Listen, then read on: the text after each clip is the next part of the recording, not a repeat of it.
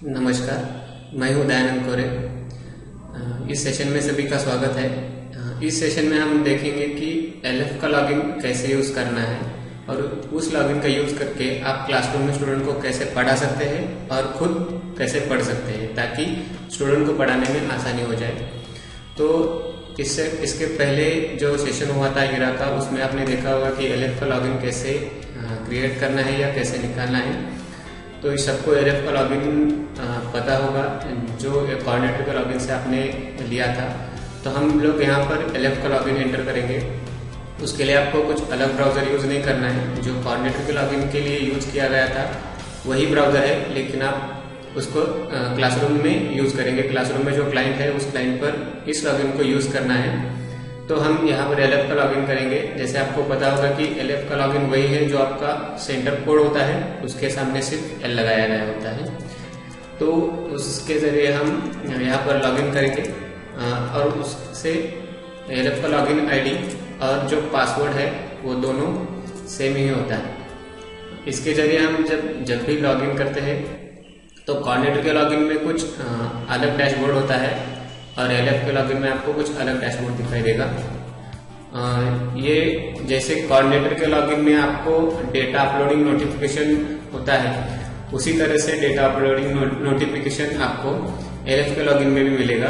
क्योंकि बहुत बार ऐसा होता है कि एलएफ और कोऑर्डिनेटर दोनों मिलके वो लॉगिन यूज करते हैं। तो एलएफ का भी ये काम होता है कि वो डेटा डेली बेसिस पर अपलोड करे, क्योंकि डेली वही ये सब चीजें देखने वाला है।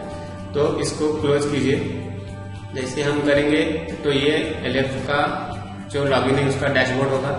यहाँ पर कुछ अलग टैब्स आपको दिखाई देंगे, तो वन बाय वन हम देखेंगे। सबसे स्टार्ट में है ईरा, उसमें होम, फीडबैक और ऊपर जो आप देख रहे हैं यहाँ पर standard view and advance view, ऐसे दो टैब्स आपको अलग अलग मिलेंगे। स्टैंडर्ड व्यू में अगर आप क्लिक करते हैं तो कुछ अलग व्यू आपको मिलेगा। लॉगिन तो वही है, कोर्सेस भी वही है, जो कुछ होने वाला है एक्टिविटीज वो सभी सेम होगी, लेकिन यहाँ देखने का तरीका या व्यू आपको अलग मिलेगा। जैसे क्लासरूम सेशंस है, यहाँ पर केवाईपी कोर्सेस है और सिस्टम चेक। तो इस तरह से ये स्टैंडर्ड व्यू है। हम फिर से एडवांस व्यू पर क्लिक करेंगे और एडवांस व्यू के बारे में जाएंगे। दोनों व्यूज में ज्यादा कुछ चेंजेस नहीं है। तो आप यहाँ पर देख रहे हैं कि तीन टैब्स आपको सब सामने दिख रहे हैं कि कुशल युवा प्रोग्राम, क्लासरूम सेशन। इस टैब का यूज करके आपको क्लासरूम में स्टूडेंट को पढ़ाना है। और नीचे जो टैब है ब्लू में, कुशल युवा प्रोग्राम, इस टैब का यूज करके आपको खुद को पढ़ना है। इस टैब में वही कंटेंट है जो स्टूडेंट के लॉगिन में है और जिससे स्टूडेंट पढ़ने वाला है, वो सेम कंटेंट आपको इसमें मिलेंगे। और इसमें अलग है जो क्लासरूम में आपको पढ़ाना है। फाइनल एग्जाम सिस्टम चेक, ये टैब आपको जब आपका बैच खत्म होने में आएगा, जैसे 3 महीने अगर आपका बैच हुआ है, फाइनल एग्जाम अगर लेनी है, तब ये टैब आपके लॉगिन में आएगा, जिसके जरिए आप आपकी जो सिस्टम से आपके एग्जाम के लिए रेडी है या नहीं, इस टैब से आप चेक कर सकते हैं। तो ये 3 टैब्स आप यहाँ पर देख सकते हैं। और यहाँ पर देखेंगे आपकी टोटल आपने कितनी देर ये लॉगिन किया हुआ है, उसके टोटल आवर्स यहाँ पर दिखाई देंगे आपको। जैसे ये लॉगिन 8 आवर्स 39 मिनट्स के लिए यूज किया गया है। उसके नीचे देखेंगे आप अटेंडेंस ऑफ मई 2017। ऐसे ही हर एक मंथ का अटेंडेंस यहाँ पर दिखाई देगा। जिस दिन आपने लॉगिन किया होता है इसमें, तो उस डेट के नीचे ग्रीन मार्क आएगा, और जिस दिन नहीं किया है उस दिन उसमें मार्क नहीं होता है। आज के दिन के लिए रेड मार्क होता है। तो इस तरह से इस लॉगिन में भी आप ईरा में अटेंडेंस स्टूडेंट का भी देख सकते हैं। यहाँ पर टेक बैकअप का ऑप्शन है।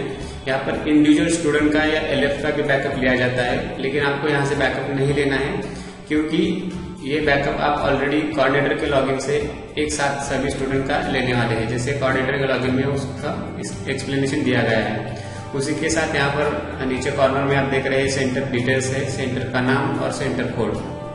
तो हम one by one tab explain करेंगे और एलएफ को क्लासरूम में कैसे पढ़ाना है उसका हम जानकारी लेंगे।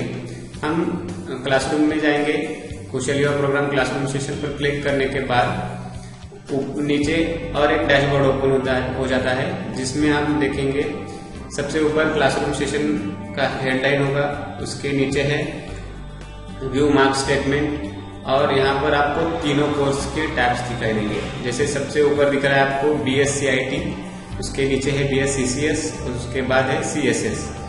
तो ये तीनों टैब से आपको क्लासरूम में पढ़ाना है। इसका स्ट्रक्चर भी ऐसे ही बनाया गया है कि क्योंकि BSc-IT में 60 सेशंस है, उसके बाद CCS में 40 सेशंस है और CSS में 20 सेशन है। तो ये कोऑर्डिनेशन में आपको सभी सेशन लेने हैं। तो यहाँ पर लैंग्वेज चूज करने का ऑप्शन है, यहाँ से आप लैंग्वेज कौन सी भी सिलेक्ट कर सकते हैं। अगर हिंदी सिलेक्ट करते हैं या इंग्लिश सिलेक्ट करते हैं चलेगा, लेकिन जब आप अंदर लॉगिन करते हैं उसके बाद भी आप लैंग्वेज चेंज कर सकते हैं। जैसे लैंग्वेज सिलेक्ट करके आप लॉगिन करेंगे तो सबसे पहले आपका प्रोफाइल यहाँ पर दिखाई देगा।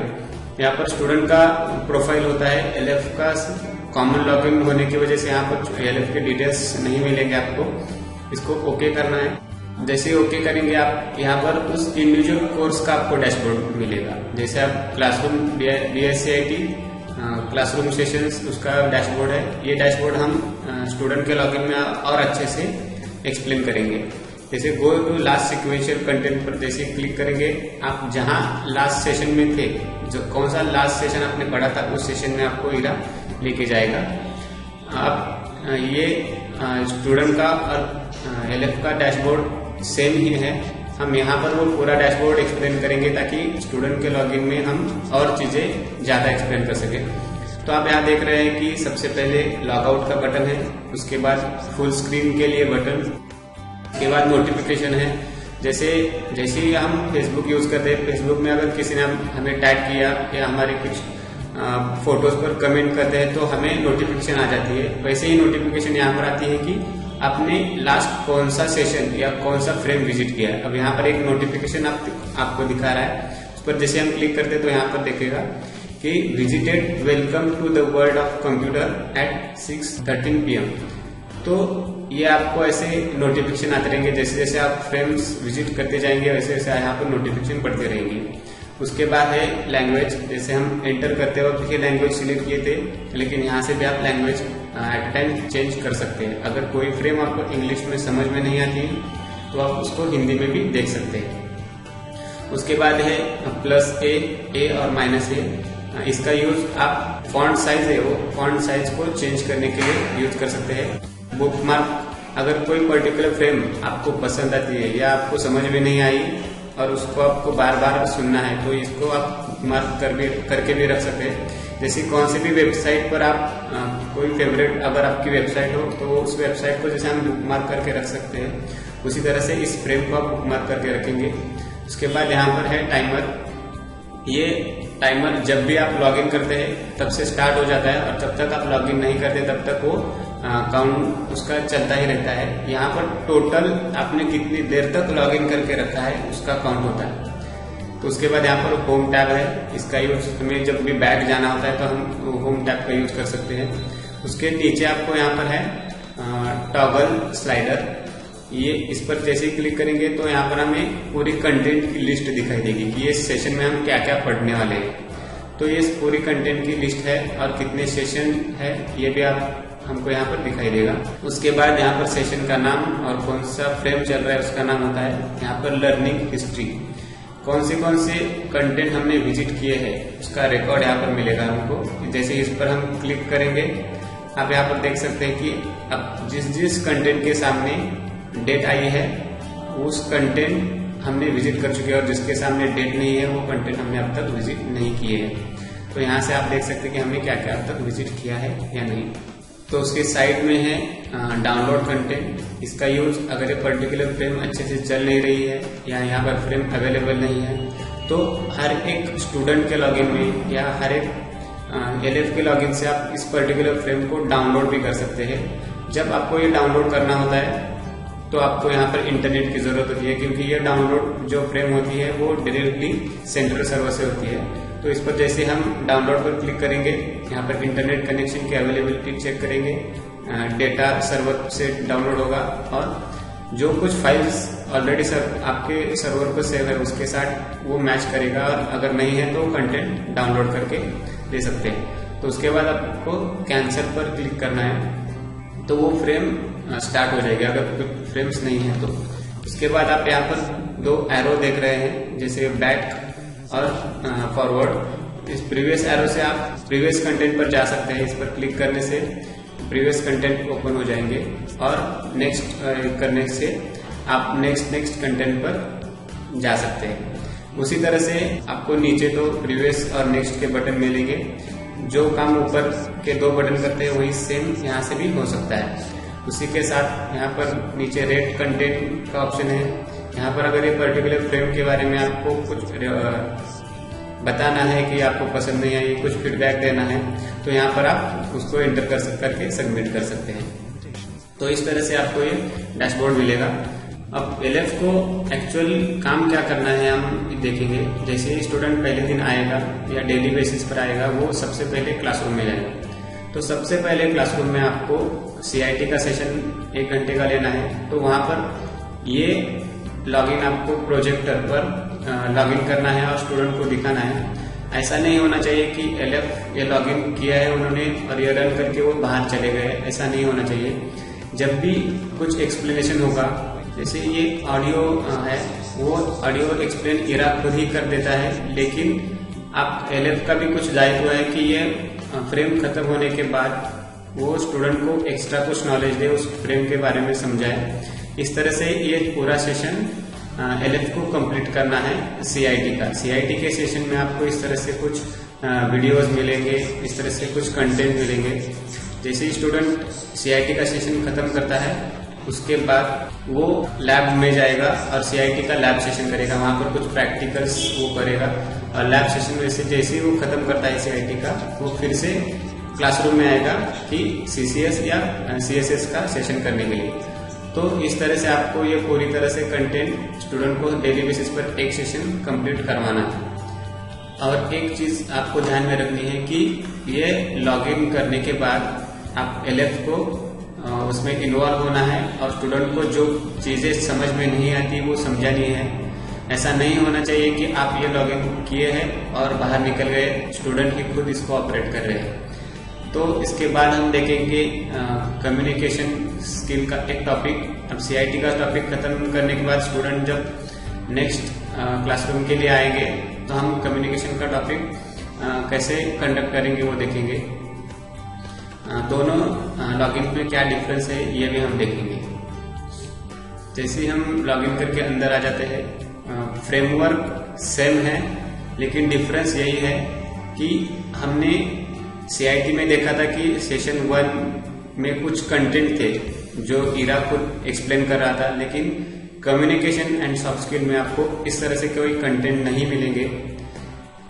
ये क्यों है, हम यहाँ पर समझाना चाहते हैं कि इसमें आपको इंस्ट्रक्शन दी गई है। जैसे प्रोसेस फोलियो का प्रदर्शन, यहाँ पर आपको एक PDF डॉक्यूमेंट मिलेगा जिसमें आपको गाइडलाइन दी गई है कि आपको ये कैसे कंडक्ट करना है। समझिए कि स्टूडेंट क्लासरूम में आएगा, आपको उसको कम्युनिकेशन के बारे में या सॉफ्ट स्किल के बारे में समझाना है, और वो जब लैब में जाएगा तो उस दिन कुछ पढ़ेगा।